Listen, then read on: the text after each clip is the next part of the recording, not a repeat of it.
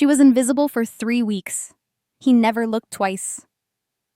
Until the day another man touched her waist and made her smile. Henry Vidal didn't believe in jealousy, didn't believe in losing control, didn't believe that a maid he'd barely noticed could become the only thing he wanted to see. But standing in his office doorway, watching Kenneth Sutter lean close to Joan Lane, watching her laugh at his jokes and blush at his attention, something sharp and violent twisted in Henry's chest. Jealousy. Kenneth's hand on her back, her smile reaching her eyes. 3 weeks of invisibility shattered in a single moment.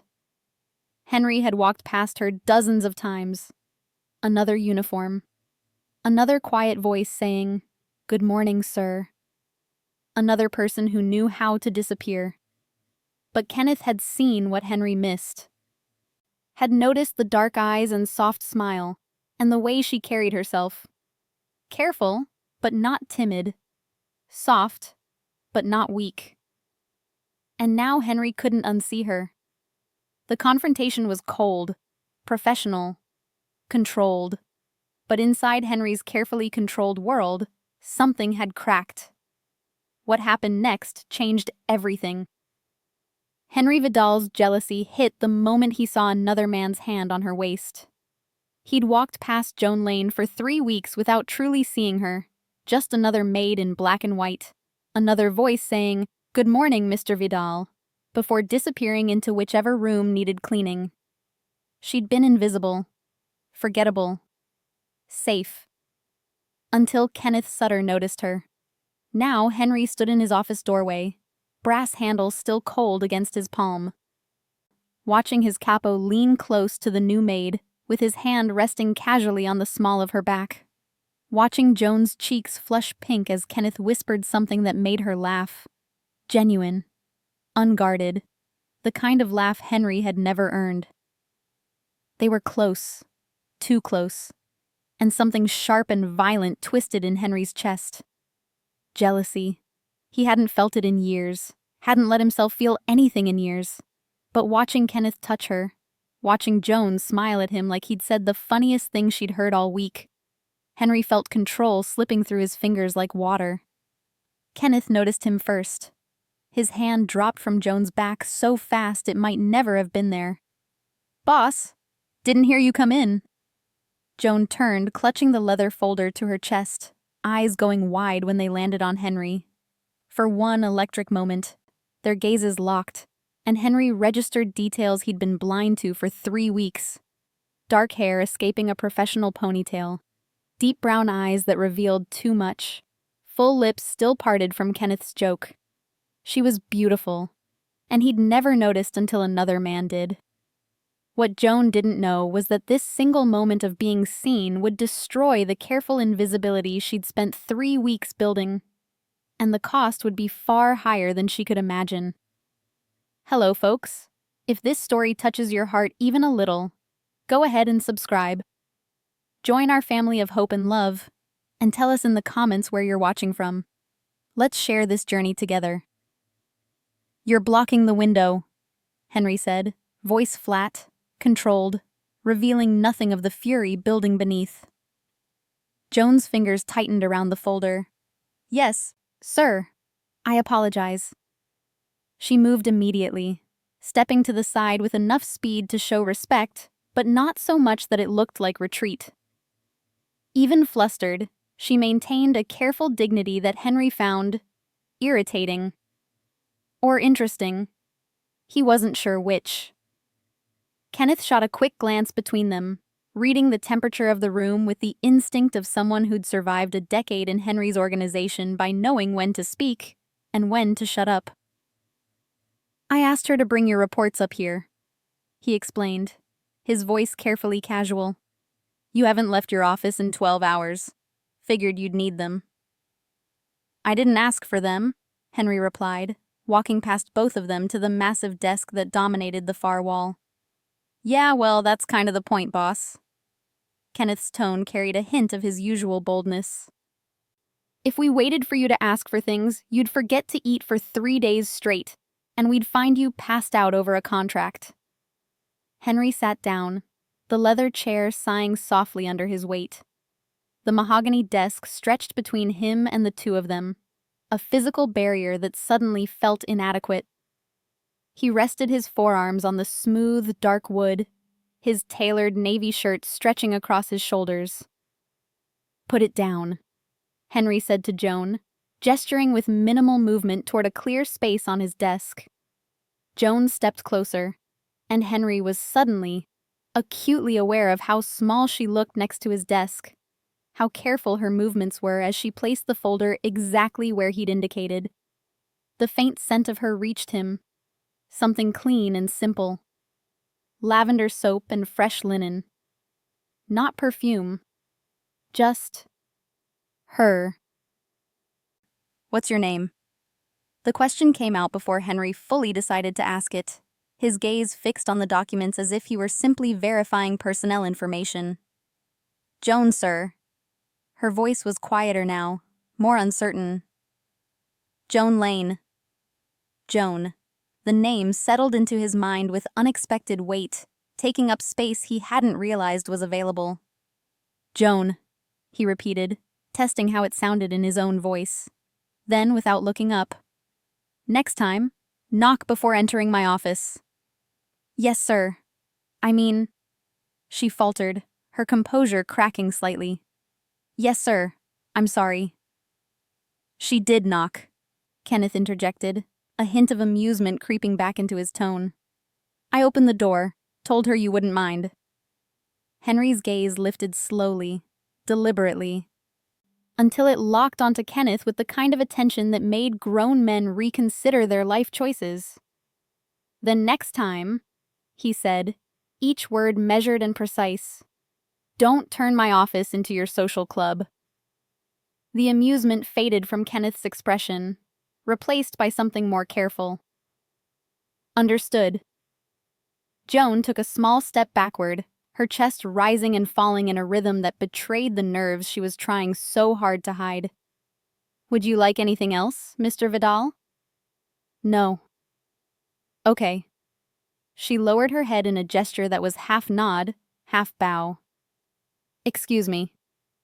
She turned to leave, her movements controlled and graceful despite the obvious tension.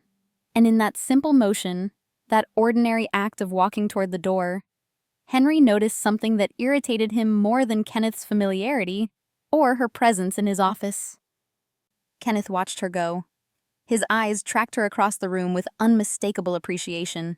And just before Joan reached the door, she glanced back, brief, almost automatic, and gave Kenneth a small smile. The door closed with a soft click. Silence settled over the office like dust after an explosion. But the real threat wasn't Kenneth's interest in Joan. It was Henry's growing obsession, a dangerous force that would consume everything in its path. Henry picked up the folder Joan had delivered, flipped it open, and scanned the first page without actually processing a single word. His mind was elsewhere, cataloging details he had no business caring about. The way Joan's hair had caught the light, the sound of her laugh before she knew he was there, the casual intimacy of Kenneth's hand on her back. "She's good at her job," Kenneth said after a moment, his tone deliberately neutral. "Fast learner, doesn't gossip with the other staff, respectful." "You doing performance reviews now?" Henry's voice was flat, almost bored. Kenneth shrugged, leaning against the wall near the window. "Just saying she's different from the others, less, I don't know, less mechanical, more present." Henry didn't respond. But that word, present, lodged itself somewhere uncomfortable in his chest. Joan Lane. The maid he had walked past for 3 weeks without a second glance, who had blended into the background of his carefully controlled world like wallpaper. But Kenneth had noticed her.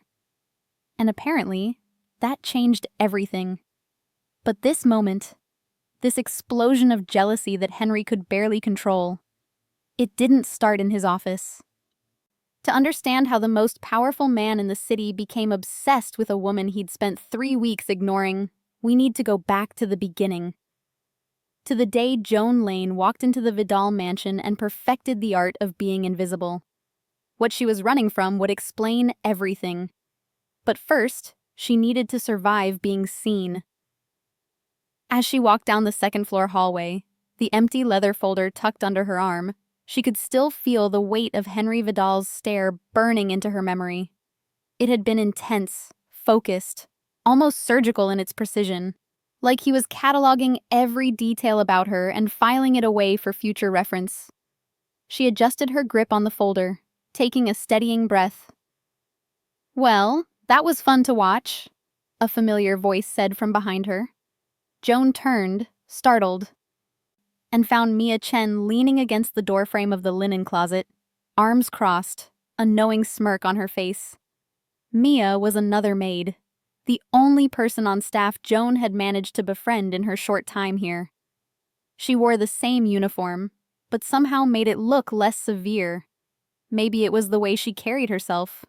Or maybe it was just that Mia had mastered the art of looking professional while secretly enjoying the chaos around her. "I didn't do anything wrong," Joan said defensively, though she wasn't entirely sure that was true.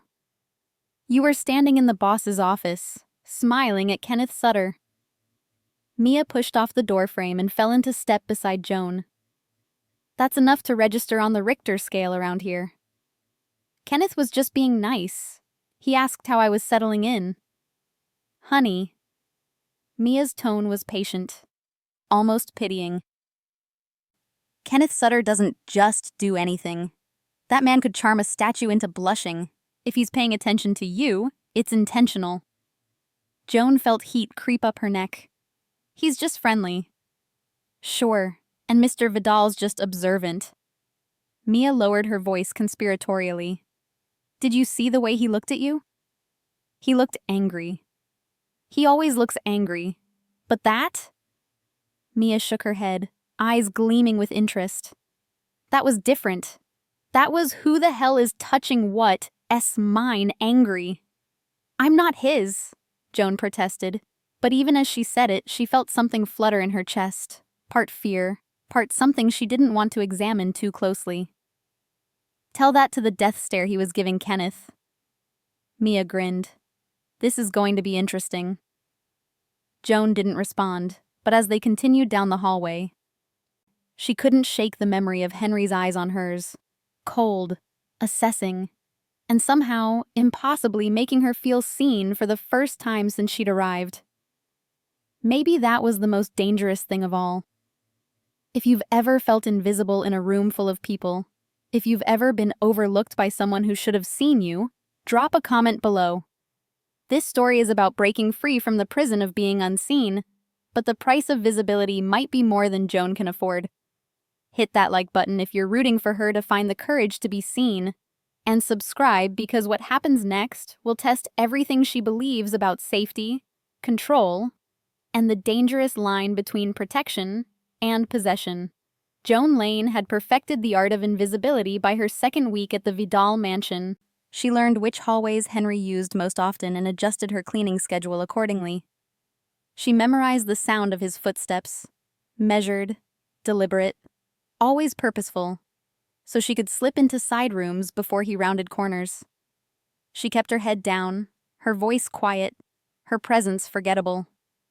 It wasn't fear, exactly. More like professional survival instinct. Men like Henry Vidal didn't hire maids to interact with them. They hired maids to maintain order while remaining essentially invisible. Joan understood that, accepted it, even preferred it, if she was being honest. The less attention she attracted, the longer she could keep this job. And she desperately needed to keep this job. The pay was better than anywhere she'd worked before. The room in the staff quarters was small but private. The work was demanding but straightforward. Clean, organize, disappear, repeat. For 3 weeks, the system worked perfectly. Henry barely glanced at her during their brief encounters, a nod of acknowledgement when she held doors, a distracted fine when she asked if his office needed attention. Nothing more. She was wallpaper, furniture, part of the mansion's architecture. Until Kenneth Sutter noticed her. But Kenneth's attention wasn't kindness. It was the spark that would ignite a fire Joan couldn't control. It happened on a Tuesday morning in the library, a sprawling room filled with books Henry probably never read, but kept for the impression they created. Joan was dusting the upper shelves, balanced precariously on the rolling ladder, when Kenneth walked in looking for something in the desk drawer. "Need help up there?" His voice startled her enough that she nearly dropped the feather duster.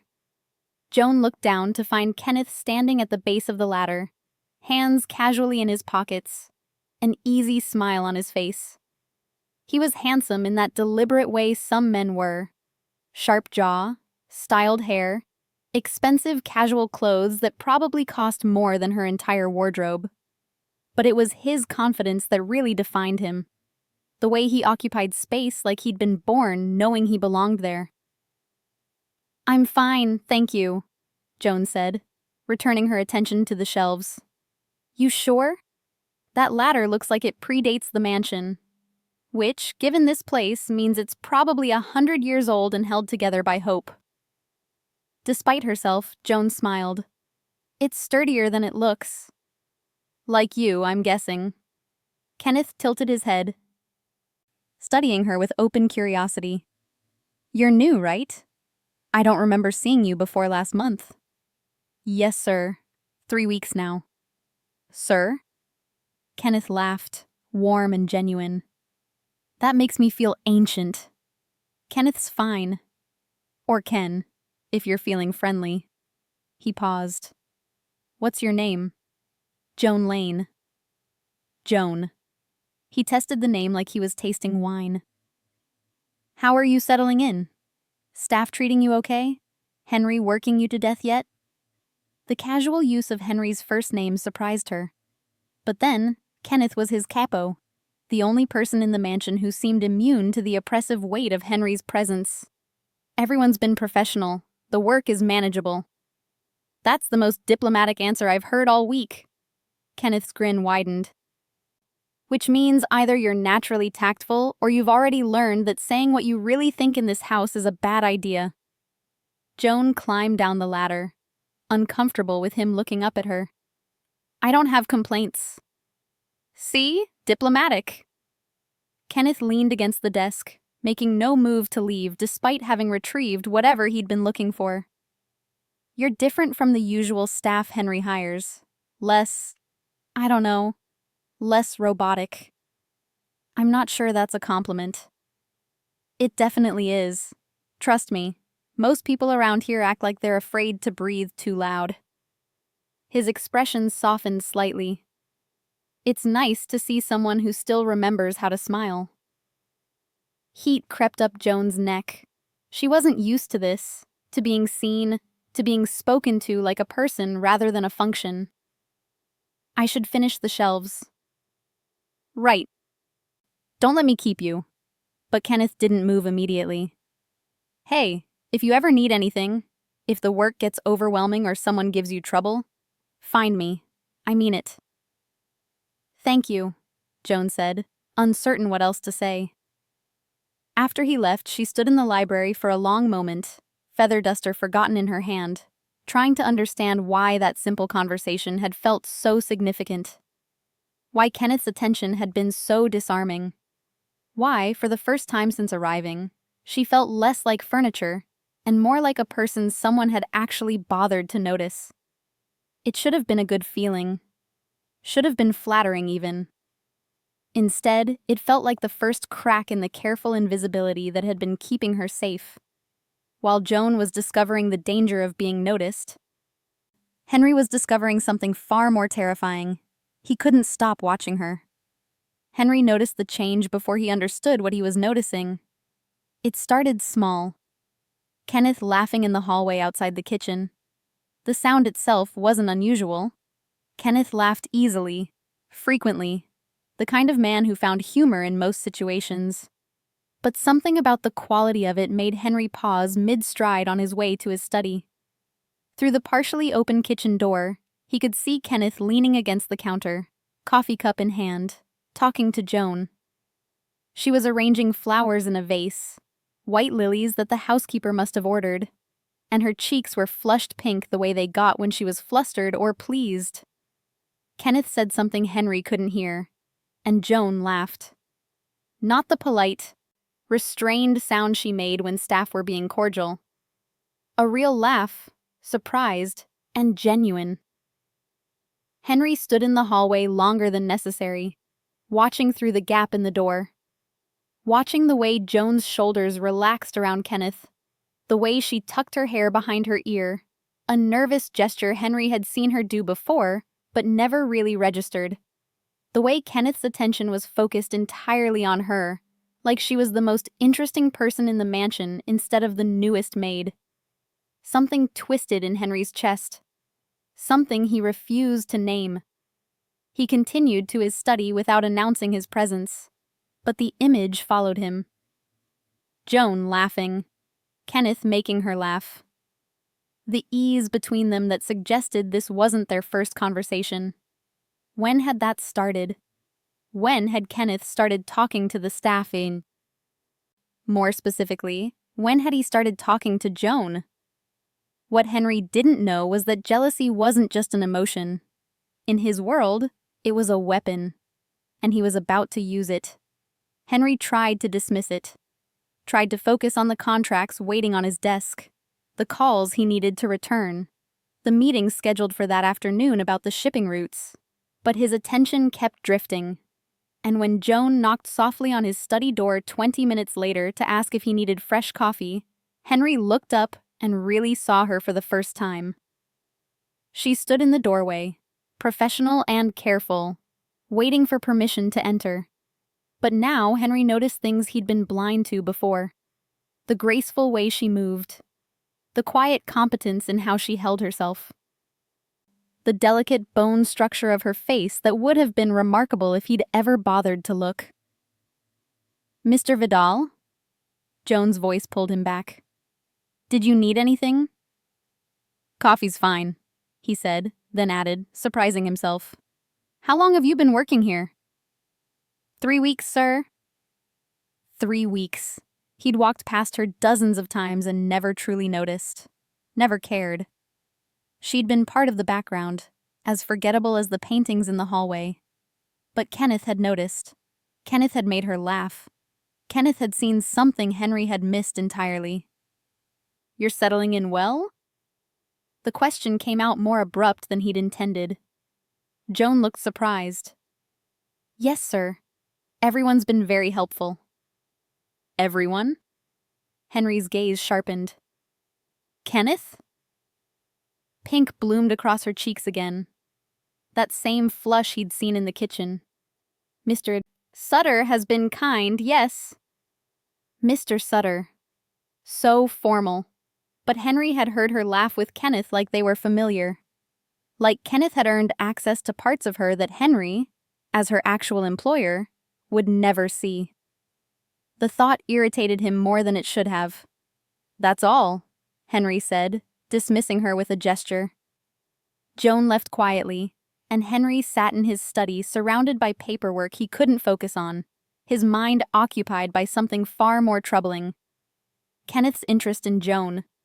Joan's response to Kenneth's attention. The way she smiled at him. The way she blushed. Henry had never cared about the personal lives of his staff, had never noticed or concerned himself with who spoke to whom, who formed friendships or flirtations. It was beneath his attention, irrelevant to the functioning of his household. But now, knowing that Kenneth was talking to Joan, that she responded to him with warmth and genuine pleasure, Henry found himself noticing everything. The sound of Kenneth's voice in the hallways, the way Joan's expression changed when Kenneth was nearby, the small smiles they exchanged when they thought no one was watching, and every time he witnessed it, that unnamed thing in his chest tightened a little more. The obsession was taking root, and once Henry Vidal became obsessed with something, he didn't let go until he possessed it completely.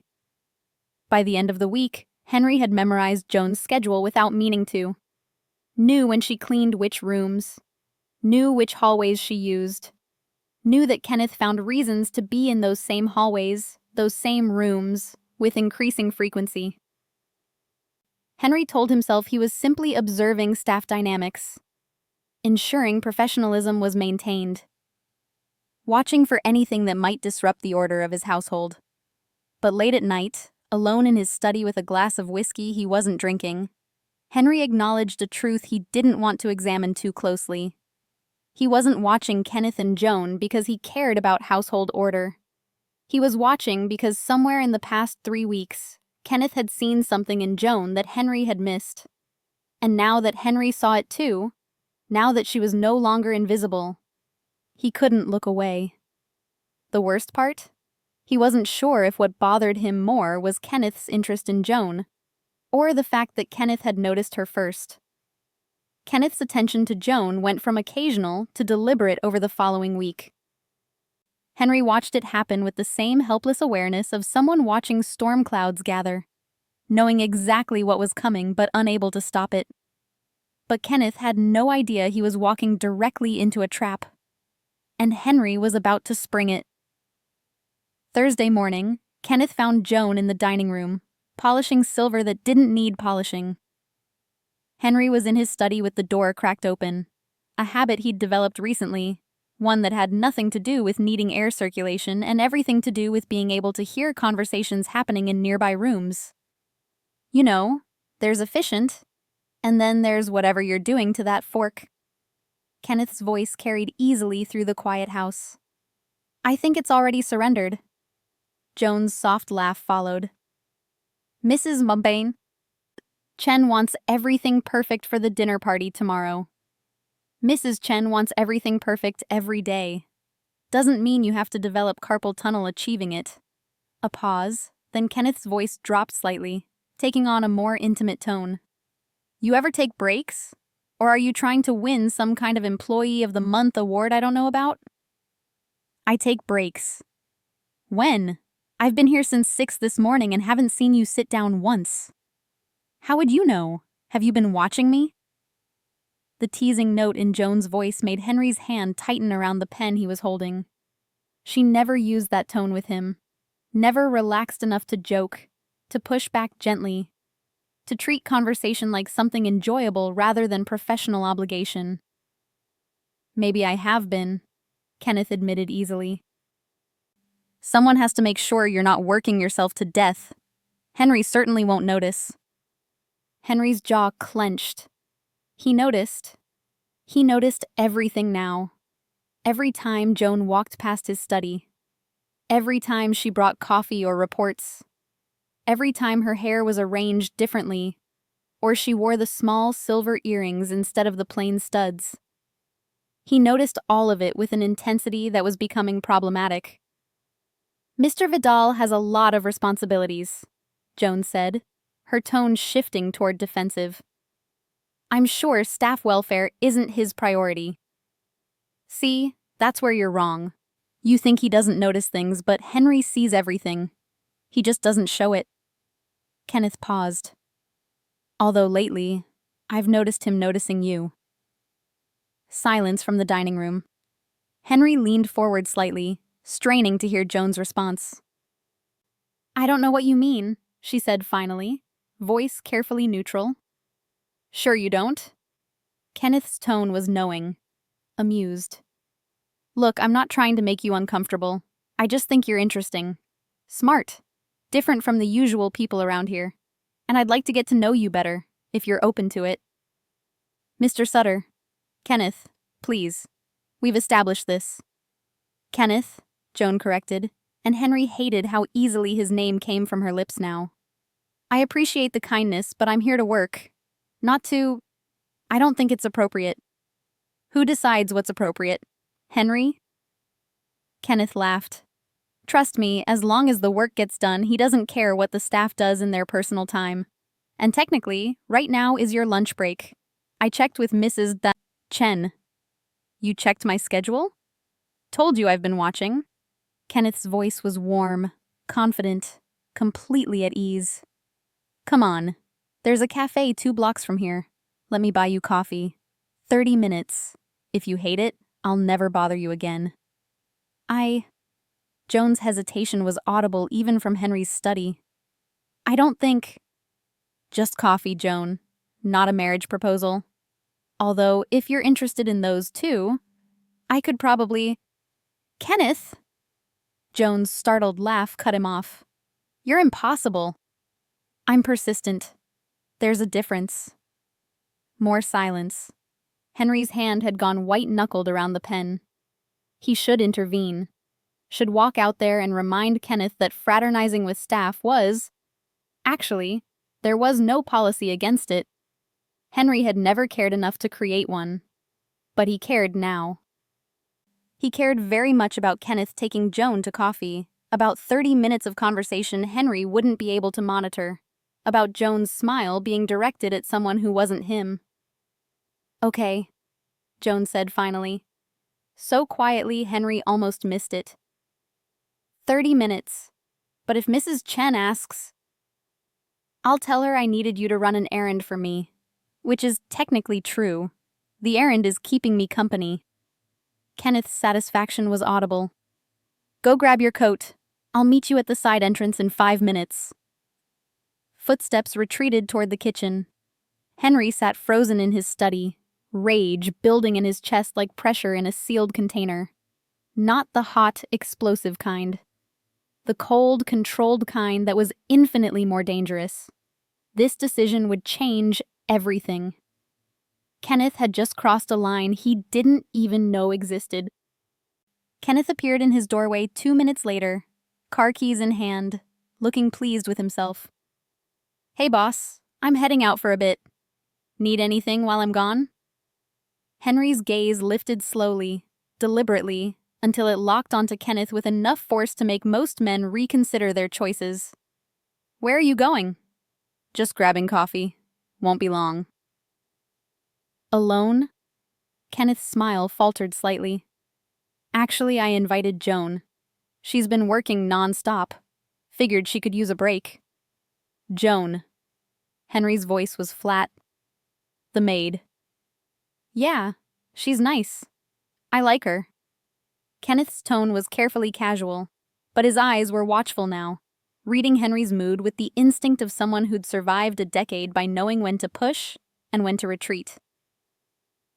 Since when do you take staff to coffee? Since I met someone worth taking to coffee. Kenneth shrugged. That a problem? Yes, it was a massive problem. It was the only thing Henry could think about lately. But saying that would reveal too much, would crack the careful control he'd maintained for years. Would show Kenneth exactly how deeply this bothered him. Do what you want, Henry said instead, returning his attention to the papers on his desk with deliberate dismissiveness. Just don't let it interfere with your work. Never do. Kenneth left, whistling softly, completely unaware of how close he'd just come to having his jaw broken. Henry sat alone in his study, listening to the side door close, to the car engine starting, to the sound of Kenneth and Joan leaving together. And for the first time in his carefully controlled life, Henry Vidal felt something dangerous and entirely unfamiliar. Jealousy. Pure, consuming, and rapidly becoming impossible to ignore. While Kenneth and Joan were at coffee, Henry was making a decision that would seal all their fates. He was done watching. Done waiting. Done letting Kenneth have what should have been his from the beginning. The shift happened over 3 days, subtle enough that Joan didn't immediately recognize it for what it was. Sunday afternoon, she was arranging books in Henry's study, a task he'd personally requested after finding her in the library earlier, when he spoke without looking up from his laptop. Kenneth took you to coffee last week. Joan's hands stilled on the leather-bound volume she was holding. Yes, sir. On my lunch break. I hope that was… I didn't say it wasn't allowed. Henry's tone was neutral, almost disinterested, but Joan felt the weight of his attention even though he wasn't looking at her. I'm simply observing that Kenneth has been unusually attentive lately. He's been kind, Joan said carefully, unsure where this conversation was going. Kind. Henry repeated the word like he was testing its validity. Is that what you call it? Joan didn't know how to respond. The air in the study felt heavier suddenly, charged with something she couldn't identify. I don't know what you want me to say, Mr. Vidal. The truth would be acceptable. The truth is, Kenneth has been friendly and I appreciate it. Working here can be isolating. It's nice to have someone to talk to. Henry's fingers stopped moving on the keyboard. For a long moment, the only sound was the antique clock on the mantel ticking away seconds. Then he looked up, and Joan felt pinned by the directness of his gaze. You find it isolating here? I didn't mean... Joan stumbled over the words, realizing she'd revealed more than intended. The work is fine. I just meant that the staff keeps to themselves mostly. Kenneth is one of the few people who talks to me like I'm... Like you're what? Like I'm a person instead of furniture. Something flickered across Henry's expression, too quick for Joan to interpret. He closed the laptop with a soft click. Come here. Joan's heart stuttered. Sir? I said come here. Not aggressive, not threatening, just absolute expectation of obedience. She crossed the study slowly, stopping on the opposite side of his desk because it felt safer than getting closer. Henry stood, and she was reminded again how imposing he was. Tall, broad-shouldered, radiating controlled power even in casual clothes. He rounded the desk with deliberate slowness, stopping close enough that Joan had to tilt her head back to maintain eye contact. What happened in the next 60 seconds would rewrite every rule Joan had lived by, and there would be no going back. If you're feeling isolated, Henry said quietly, perhaps that's my failing. I run this household efficiently, but I don't. He paused, seeming to search for words. I don't notice things I should notice. Joan's breath caught. This close, she could see details she'd never observed before.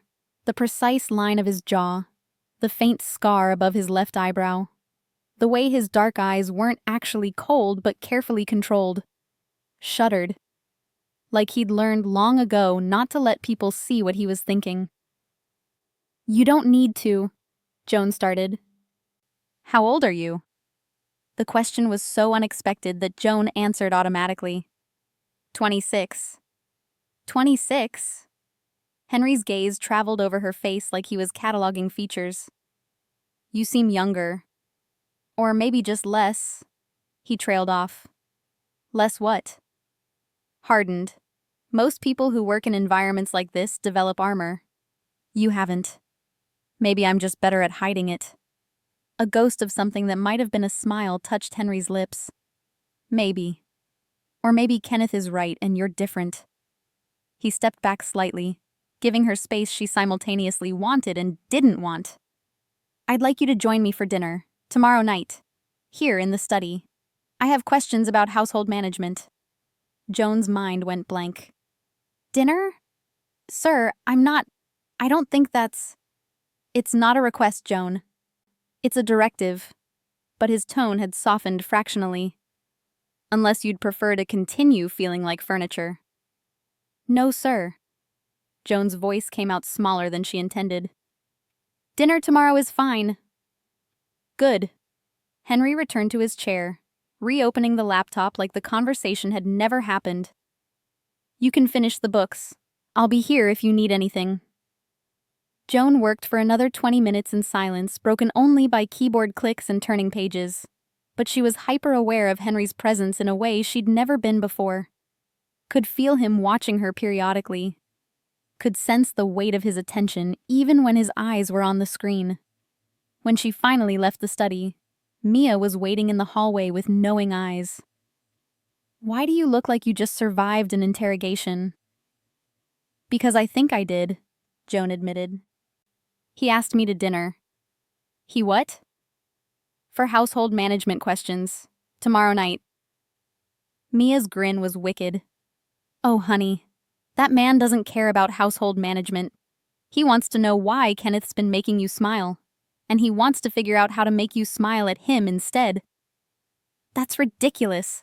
Mr. Vidal doesn't what? Feel things? Notice when other men are paying attention to his staff? Joan, you've been here a month and suddenly the boss who hasn't looked twice at anyone in years is inviting you to private dinners. Connect the dots.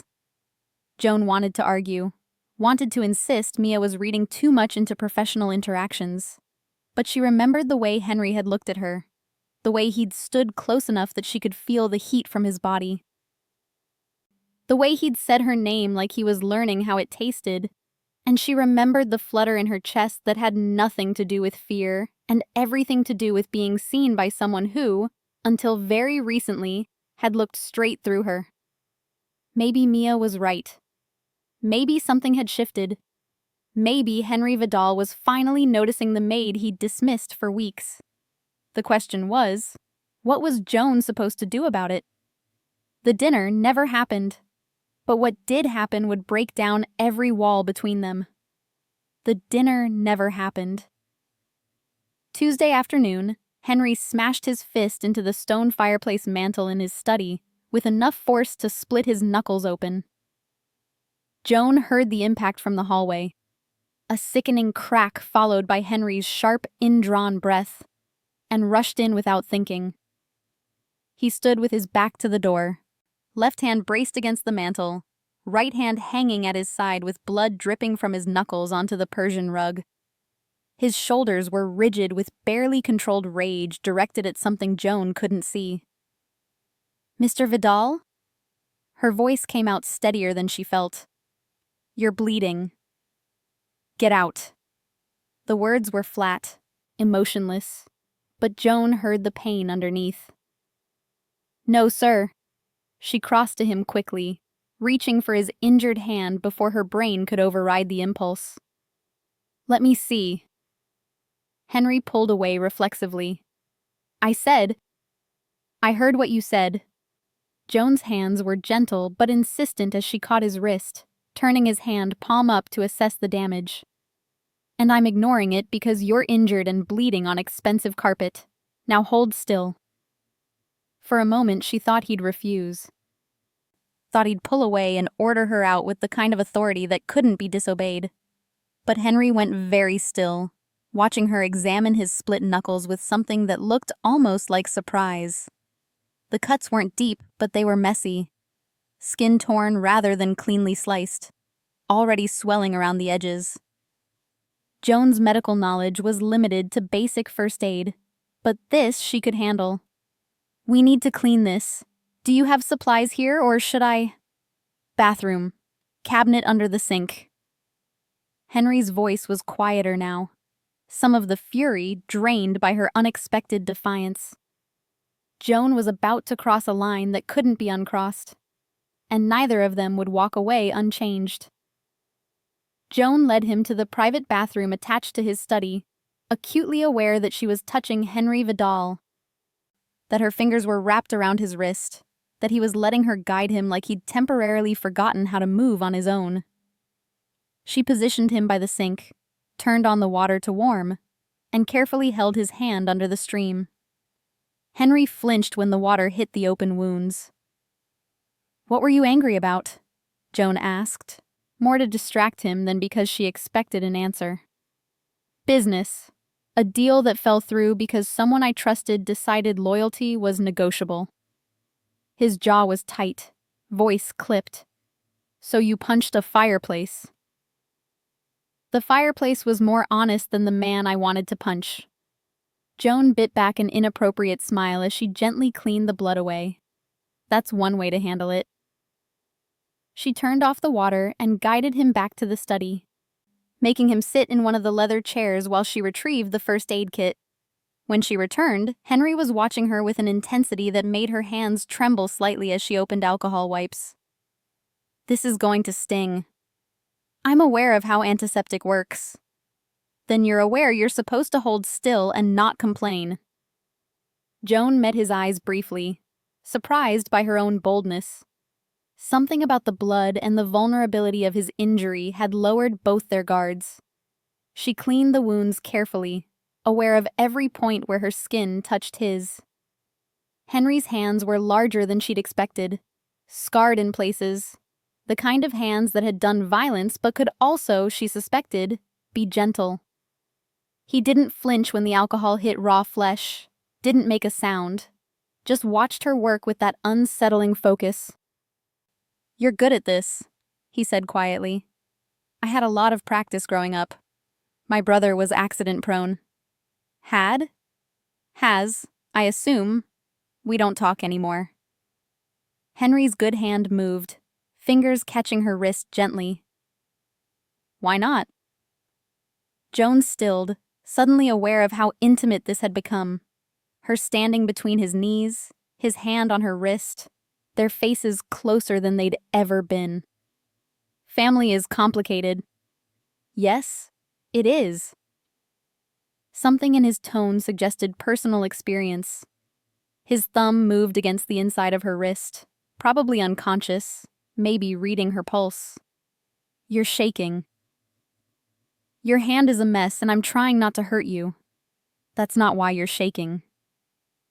Joan's breath caught. He was right. She was shaking because of how close he was, because his eyes were dark and unreadable, because she could feel the heat from his body and smell whatever cologne he wore. Something expensive and subtle that she'd never noticed before tonight. Because somewhere in the last 10 minutes, the careful distance between employer and employee had dissolved completely. The confession that came next would destroy the careful control both of them had maintained, and Henry Vidal was about to say the words that would change everything.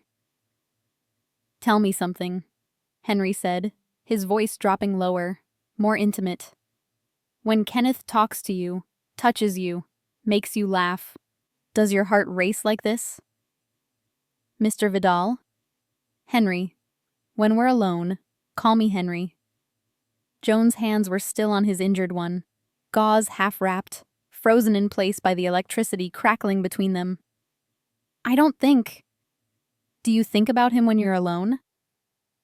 Wonder what it would be like if he kissed you?" "No." The word came out breathless, honest. "I don't." Henry's good hand slid from her wrist to her waist, settling there with possessive certainty. "Good. Because I've thought about very little else for the past week. How you'd taste, how you'd feel, whether you'd be as soft as you look or if there's steel underneath all that sweetness." Joan should have stepped back, should have finished bandaging his hand and left before this went somewhere they couldn't come back from. Instead, she stayed exactly where she was, caught between his knees, her hands still holding his injured one like it was something precious. "Your hand," she whispered, because it was the only safe thing she could think to say. "Fuck my hand." Henry's voice was rough now, strained. "Joan, look at me." She did. And in his eyes, she saw the same want she'd been trying to pretend she didn't feel. The same hunger. The same impossible attraction that shouldn't exist between a mafia boss and his maid, but had somehow taken root anyway. "I should finish bandaging this," Joan said, but she didn't move. "You should." Henry's thumb traced small circles against her waist through the fabric of her uniform. "But you won't, because you feel it too. This. Whatever the hell this is." "I can't. We can't." "Can't what? Want each other?" "Too late." His grip on her waist tightened fractionally. "I've tried not to notice you. Tried to keep seeing you as just staff. But then Kenneth started talking to you, touching you, making you smile. And suddenly you were all I could see. All I wanted to see." Joan's heart was beating so hard she was certain he could hear it. "You're jealous. Of Kenneth." "Violently." Henry admitted it without hesitation. "He touches you and I want to break his fingers. He makes you laugh and I want to know what I'd have to say to earn that sound. He sees you and I realize I've been blind. So yes, Joan, I'm jealous. I'm possessive of something I have no right to be possessive of. And I don't give a damn about right anymore." "Your hand," Joan said again, desperately. Because if she didn't focus on something concrete, she was going to do something irreversibly stupid like kiss him. Henry released her waist. Finish it. Then we talk. Joan wrapped the remaining gauze with shaking hands, secured it with medical tape, and stepped back to a distance that felt safer but also impossibly far. It should heal clean. Keep it dry for a few days. Joan, I should go. She was already moving toward the door. It's late. Dinner is... I'll bring it up when it's ready. She fled before he could stop her, before she could see his expression, before she could change her mind about leaving.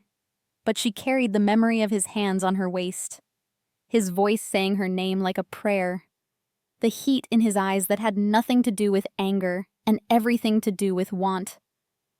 And she knew, absolutely knew, that nothing would ever be the same between them again. Here's the uncomfortable truth. Henry's jealousy isn't romantic, it's dangerous. This is the moment where obsession can either become love or destruction. If you've ever been in a situation where someone's protection felt more like a cage, if you've ever confused possessiveness with passion, leave a comment. This story walks the razor's edge between toxic control and genuine connection.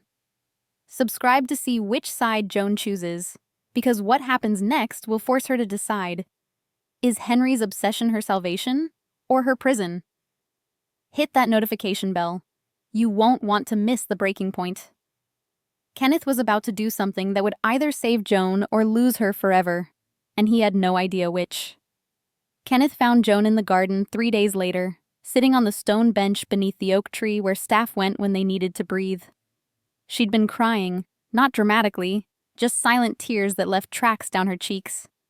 He sat beside her without asking permission, close enough that their shoulders almost touched. Want to talk about it? His voice was gentler than she'd ever heard it. Not really. Joan wiped at her face with the back of her hand. Shouldn't you be inside? Probably. But I saw you leave and you looked... Kenneth trailed off, searching for the right word. Lost. That's accurate. They sat in silence for a moment, surrounded by the manicured perfection of Henry's garden. Finally, Kenneth spoke again. It's about Henry, isn't it? Something happened. Joan's silence was answer enough. Kenneth laughed quietly, no humor in it. Of course it is. I should have seen this coming. He turned to look at her, his expression sad and knowing. Joan, I need to tell you something. And I need you to let me finish before you respond, okay? She nodded. I like you. Really like you. When I started talking to you, it was because you seemed different, interesting, real. And then the more we talked, the more I wanted to keep talking. Wanted to make you laugh. Wanted to see you smile. Kenneth's voice was steady, honest. I was working up to asking you out properly, taking you somewhere nice, seeing if maybe this could be something more than flirting in hallways. Joan's chest tightened. Kenneth, I said let me finish. His smile was gentle. But then I started noticing how Henry looked at you. How he changed when you were in the room. How he'd find excuses to be wherever you were. And I realized something that should have been obvious from the start. He paused. You're not thinking about me when I make you laugh. You're thinking about whether he heard it, whether he noticed, whether he cares. That's not... Joan stopped, because it was true and denying it felt cruel. It's okay. Kenneth's hand found hers, squeezed gently. I'm not angry.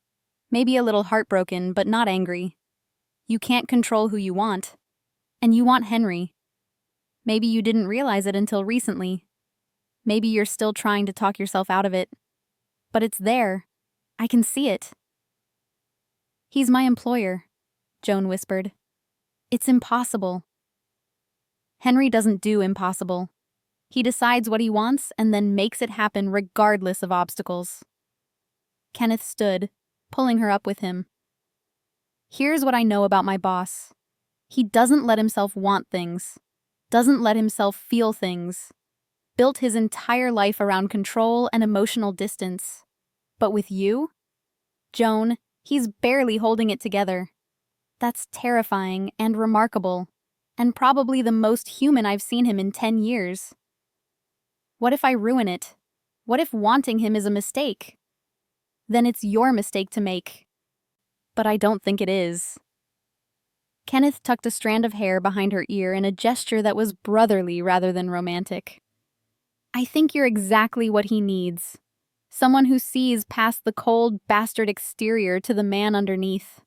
Someone who treats him like he's human instead of a monster. You're being incredibly understanding about this. Yeah, well, I'm a great guy. It's part of my charm. Kenneth's smile was real now, if bittersweet. But Joan? Whatever happens between you and Henry, I'm still your friend. That doesn't change. If he hurts you, I'll break his jaw. If you need someone to talk to, I'm here, okay? Joan hugged him impulsively, grateful for his kindness, for his honesty, for stepping back when he could have made this so much more complicated. You're going to make someone very happy someday. Just not you. Kenneth hugged her back, then released her. Go talk to him. He's been even more impossible than usual the last few days. I'm pretty sure it's because he doesn't know what to do about you. Put him out of his misery. What do I even say? The truth, Joan. Tell him the truth about what you want. Let him decide if he's brave enough to want it back. Kenneth walked away, hands in his pockets, heading back toward the mansion with the easy confidence of someone who'd made peace with loss. Joan watched him go, then turned to stare up at the third-floor windows where Henry's study was, where he was probably working, probably pretending the last few days hadn't happened, probably thinking she was going to run.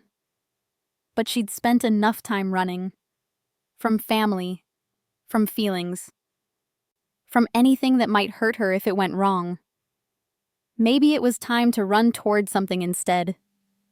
What Joan was about to do required more courage than staying invisible ever had.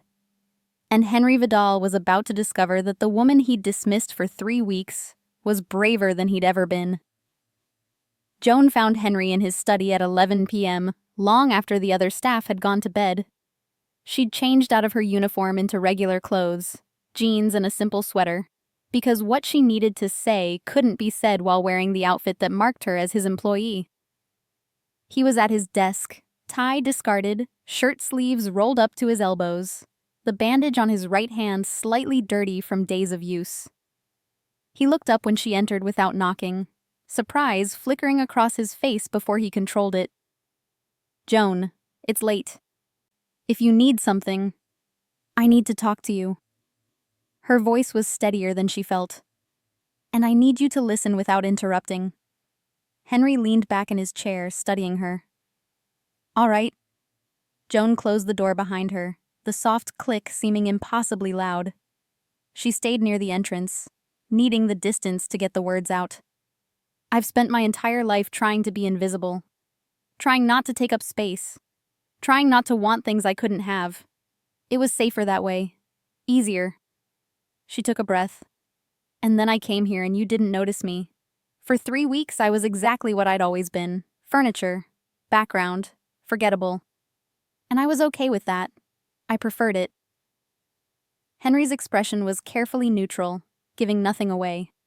But his hands had gone still on the desk. Then Kenneth started talking to me. Started seeing me. And it was nice. Flattering.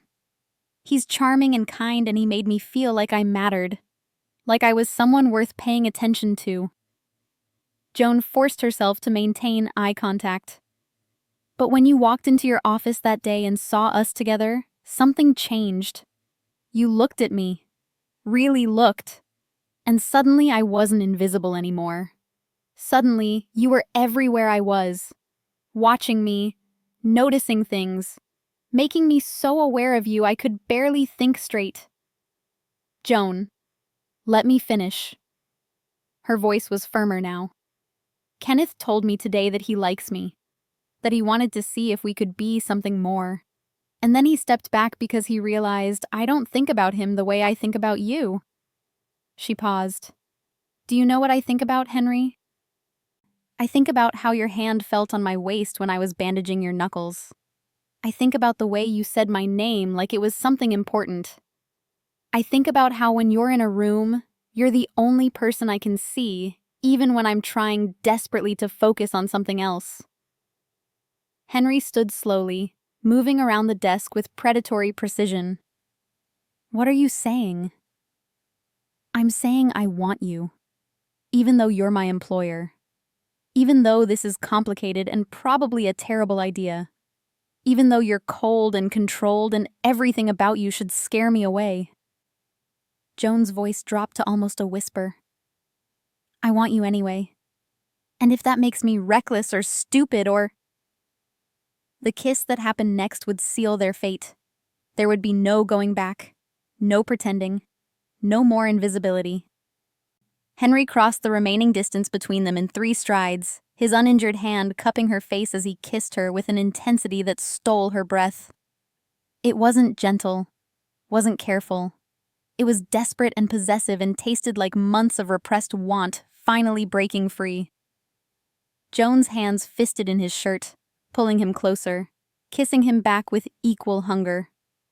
When they finally broke apart, both breathing hard, Henry pressed his forehead to hers. You're not reckless. You're brave. Braver than I've been. His thumb traced her cheekbone. I've wanted you since the moment I saw Kenneth touching you, and realized I wanted to be the only one allowed that close. But I didn't know how to. I don't know how to do this, Joan. How to want someone without consuming them. Then we figure it out together. Joan's hands moved to his face, framing it. I don't need you to be perfect. I just need you to be honest with me. I can do honest. Henry's smile was small but real. Honestly, I'm possessive and jealous and probably going to be terrible at sharing you with the rest of the world. Honestly, the thought of Kenneth or anyone else touching you makes me want to commit violence. Honestly, you've destroyed my carefully controlled life and I don't even care. Good. Joan pulled him down for another kiss, this one slower, deeper, full of promise. Because I'm not going anywhere. They stayed like that for a long time, wrapped around each other in Henry's study, the desk and contracts and business forgotten. Outside, the mansion was silent. Inside, something new was beginning. Fragile and intense, and entirely theirs. Eventually, Henry pulled back slightly, his eyes searching hers. Stay tonight. Not here. Upstairs. With me. Let me wake up knowing you're real, and this isn't something I imagined. Joan knew what he was asking, knew what it meant, knew that crossing this line changed everything irreversibly. But she'd already made her choice when she walked into his study at 11 p.m. Yes. Simple. Clear. No hesitation. Henry took her hand, his injured one, bandaged and healing, and led her out of the study, up the private staircase to the 3rd floor where his personal rooms were. And Joan followed without fear, finally running towards something instead of away. Morning would reveal whether their choice was freedom or a beautiful prison, and the entire household was about to find out. Morning came slowly, filtered through expensive curtains in Henry's bedroom. Joan woke first, disoriented for a moment by the unfamiliar surroundings. Massive bed, silk sheets, the kind of luxury she'd cleaned but never experienced. Then she felt the weight of Henry's arm across her waist, and memory returned. Last night, his confession, hers, everything that followed. She turned carefully, not wanting to wake him, and found him already watching her with dark eyes that were softer than she'd ever seen them. Hi, Joan whispered. Hi. Henry's hand moved to her face, thumb tracing her jaw like he was confirming she was real. No regrets? None. You? Only that I wasted 3 weeks not seeing you. He pulled her closer, and Joan went willingly, tucking herself against his chest. We need to talk about what this means. How we do this. I know. Joan traced idle patterns on his shoulder. I'm still technically your employee. People are going to have opinions. Let them. Henry's voice was firm. You're mine now. I don't care what anyone thinks about that. But I need to know you're okay with how complicated this might get. With the attention. With Kenneth. Kenneth gave us his blessing yesterday. Told me I should stop being scared and tell you how I feel. He what? Henry pulled back to look at her properly. Kenneth knew? Everyone knew except us, apparently. Joan smiled at his expression. He stepped back, said he could see I wanted you. He's okay with it. I'm going to have to give that man a raise. Henry's hand slid down her back. Or possibly punch him for being more emotionally intelligent than me. Please don't punch your capo. No promises. But his expression was lighter than Joan had ever seen it. So, Joan Lane, my maid turned... What, exactly? What do you want me to be? Henry's gaze intensified, taking on that possessive quality she was starting to recognize. Mine. Publicly. Undeniably. I want everyone in this house to know you're not available. Not to Kenneth. Not to anyone. Is that too much? No. Joan's heart was racing, but not from fear. But you should know. I come with complications too. A family I don't talk to. Trust issues. A tendency to run when things get hard. Then I'll just have to make sure you have reasons to stay. Henry kissed her slowly, thoroughly. Starting with this. A knock on the door interrupted them. Kenneth's voice came through, carefully neutral. Boss, you have a meeting in 20 minutes. Also, you might want to know that the entire staff is speculating about whose car is still in the driveway and why Joan's room wasn't slept in last night. Henry called back without taking his eyes off Joan. Tell them Joan's been promoted. She's no longer on housekeeping staff. Promoted to what exactly? Haven't decided yet. Something that justifies her being wherever I am. Henry's smile was sharp. And Kenneth? Thank you. For yesterday. For being decent. For stepping back. Brief silence, then. She's good for you, boss. Don't fuck it up. Wasn't planning on it. Footsteps retreated. Joan laughed against Henry's shoulder. I can't believe this is happening. Believe it. You're stuck with me now. Henry rolled them so he was above her, braced on his forearms, looking down with an intensity that made her breath catch. Last chance, Joan. If you're going to run, do it now. Because once I walk out of this room with you, once everyone knows you're mine, I'm not letting go. Joan reached up, pulling him down until their lips almost touched. Good. Because I'm done running. I choose you, Henry. Complicated, possessive, jealous, perfect you. I'm not perfect. No. But you're mine. And that's enough.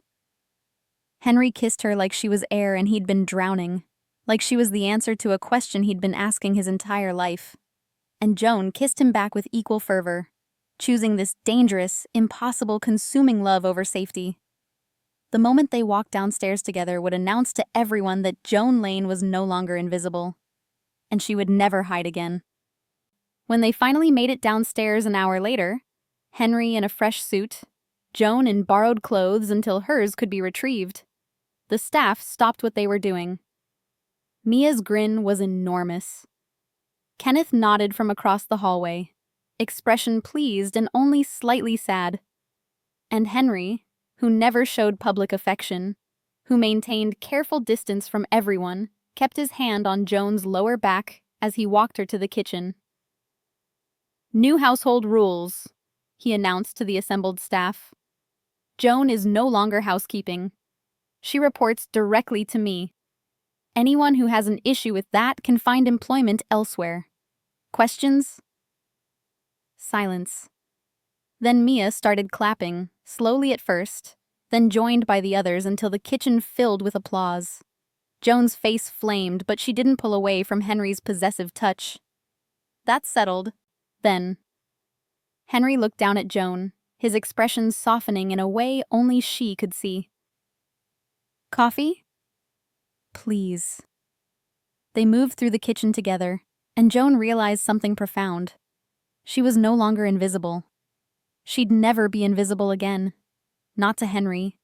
Not to herself. She'd spent years hiding. Years making herself small and forgettable. But Henry saw her, had chosen her, had made her visible in a way that was terrifying and exhilarating and entirely right. And as she watched him make coffee with his injured hand, watched Kenneth tease him about being domesticated, watched the household adjust to this new reality, Joan understood that choosing love over safety wasn't reckless. It was the bravest thing she'd ever done. And she'd do it again, 1,000 times, for the man who'd finally taught her that being seen wasn't dangerous. It was everything. If this story touched your heart, please share in the comments where you're watching from around the world.